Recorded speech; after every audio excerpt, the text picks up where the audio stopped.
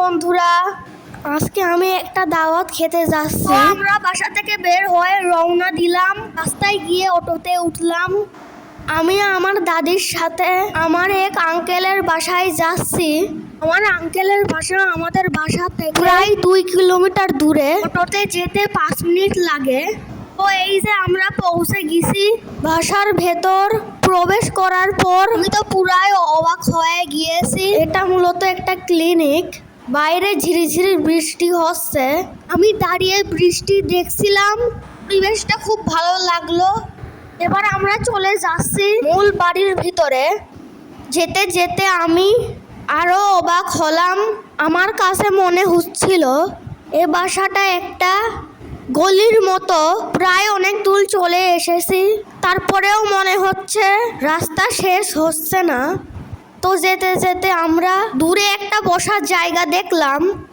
আমিও আমার ছোট ভাই সেখানে গিয়ে একটু বসলাম। হাঁটতে হাঁটতে আমরা বেশ ক্লান্ত হয়ে গিয়েছি।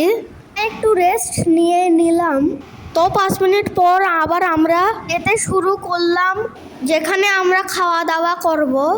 আমি যেতে যেতে বৃষ্টিতে ভিজে গেলাম। তো প্রায় চলে এসেছি প্যান্ডেলের দিকে। আমরা একটা টেবিলে 3 ভাই বোন বসে পড়লাম।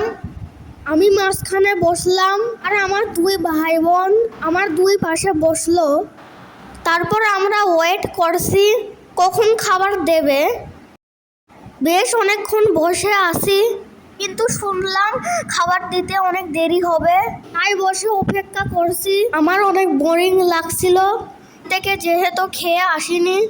তাই খুব খিদাও পেয়েছে। এই যে এদিকে খাবার রাখা আছে, মনে হয় তাড়াতাড়ি খাবার দিয়ে দিবে।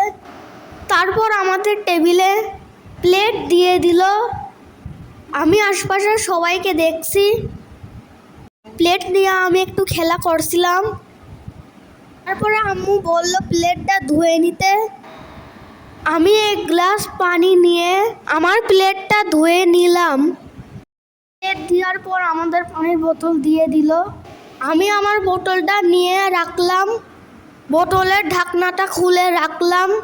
অন্য টেবিলগুলোতে খাবার দিচ্ছে। কিছুক্ষণের মধ্যে আমাদেরও খাবার দিয়ে দিবে। তো এই তো খাবার চলে এসেছে। আমি ঝটপট খেয়ে নিলাম।